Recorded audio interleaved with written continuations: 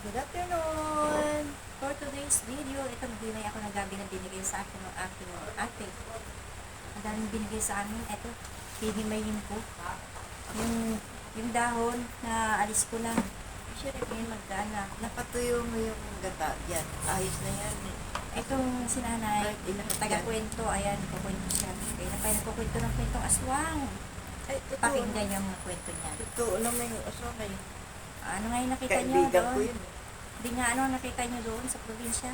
Eh, Kasi nung naalala ko nung si nanay ay nanganak ko sa kapalit namin si Mirna. Alam niyo ba na, ako na nagkwento.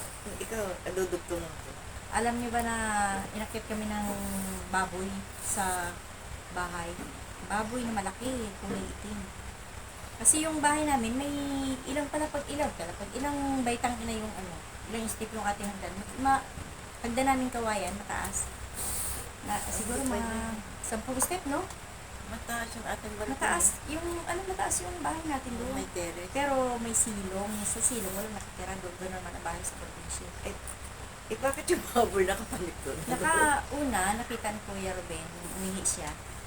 Aso. Nakita niya, malaking aso sa baba. Tapos, nung siya natutulog niya, nagising siya dahil may umuugok na baboy, mga ganun.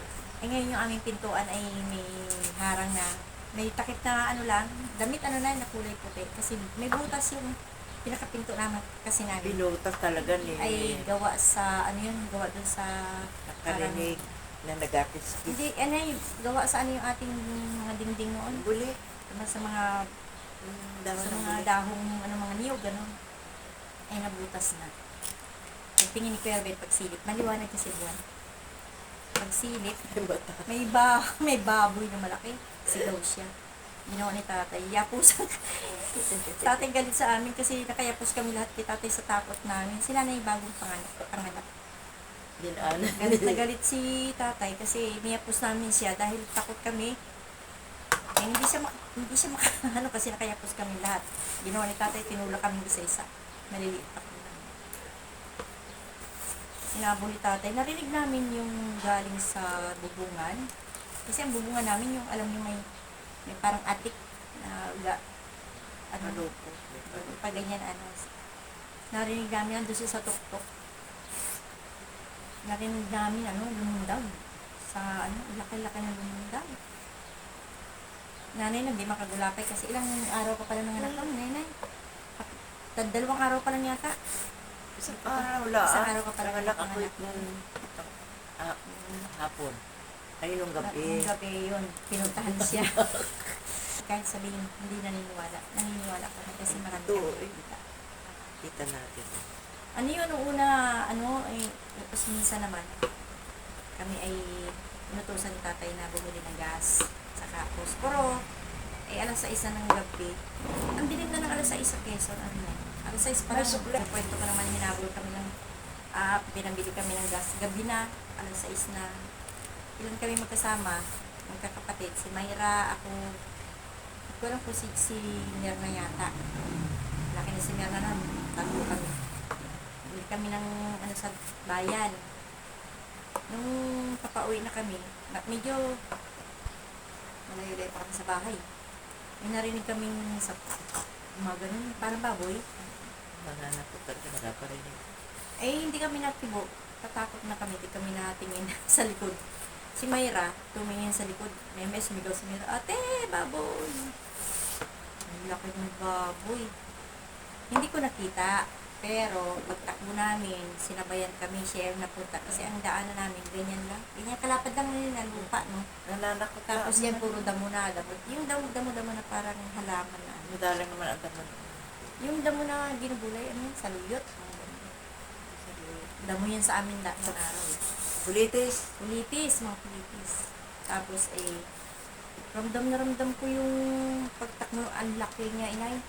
Yung balahibo niya, niya. Rito, Bata ka pa yung noon. kumikis-kis dito yung kanyang katawan. Siguro tinakot na kami, hindi naman kami sigawan kami noon, dahil iyakan kami. Ang lulupula ang yun. Pagdating namin sa bahay. Tay, hinabol kami ng baboy. Kami pa pinagalitan. Sinungaling daw kami. Ba't ganun sa probinsya? Nay?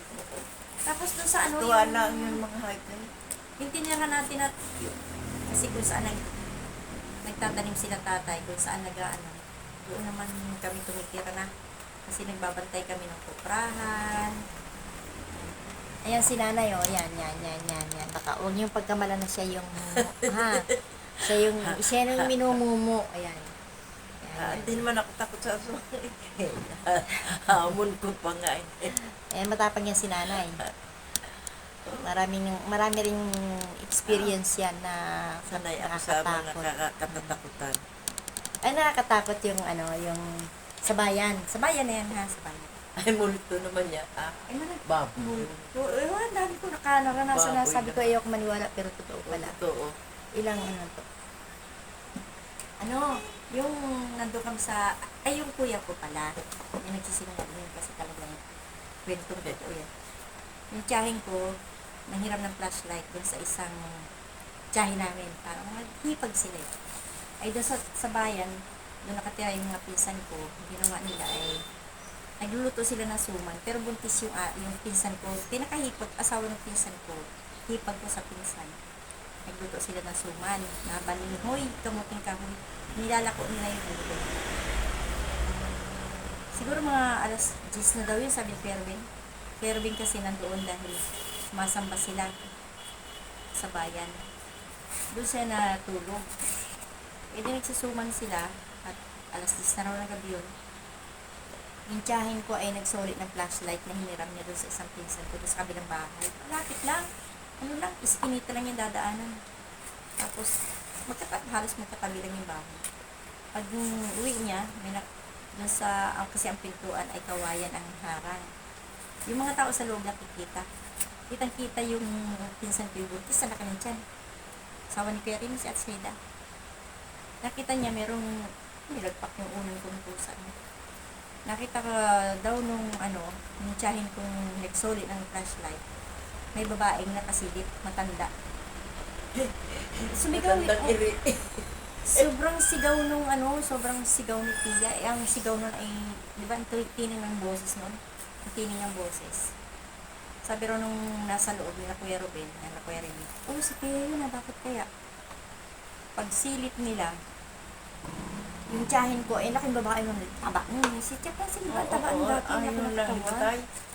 Hinimatay, nakita nila, wala na doon sa, nung sumigaw, Hinila na.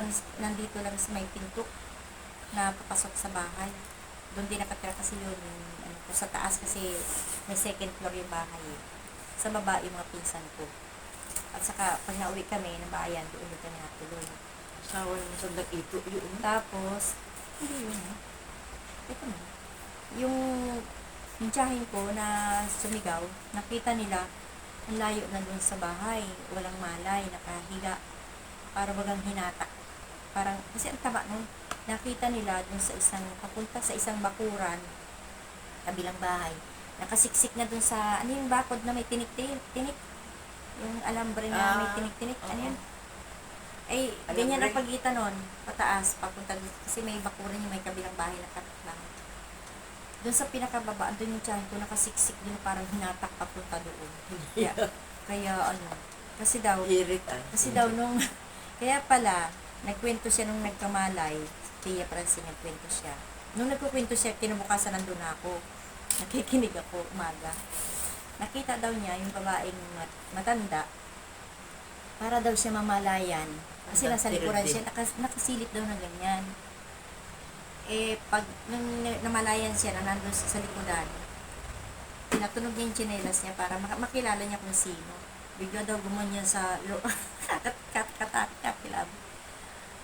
Hinilingon siya, nakaganyan na daw yung matanda, tapos ang buhok daw nakaganon. Sa taas, nakatayo.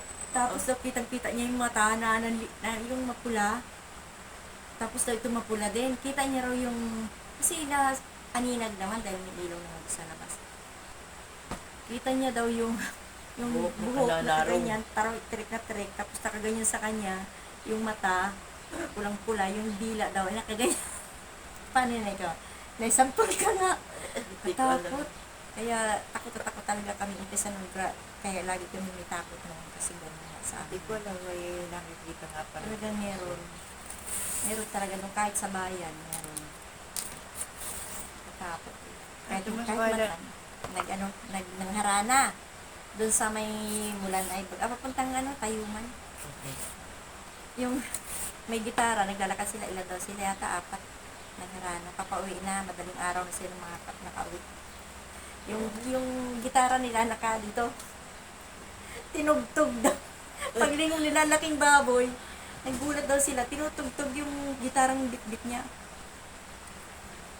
Paglingon daw niya, si Peremi, talagang takot na takot, mga lalaki, sobrang takot eh. Paglingon nila, malaking baboy, na nakasuot ng bakya. Nakasuot ng bakya. Yan, ako'y naniniwala talaga Pero kasi hindi- karanasan ko Hindi rin. matay na, inatakot lang. Yan, habang ako ay habang ako ay hihimay ng gabi, nawiwili ako ng pakikipagkwentuhan kay nanay sa kwentong aswang. Si nanay hindi ang takot sa aswang kasi nakita niyo naman yan, ang Oo. matapang yan, ang tapang-tapang yan. Nabanatan. Kasi nag-asawa yan ay 13 anyos, tumira agad sila ay sa bundok, walang kapitbahay, inaaswang sa yan. gabi. Matapang yan. Bye-bye.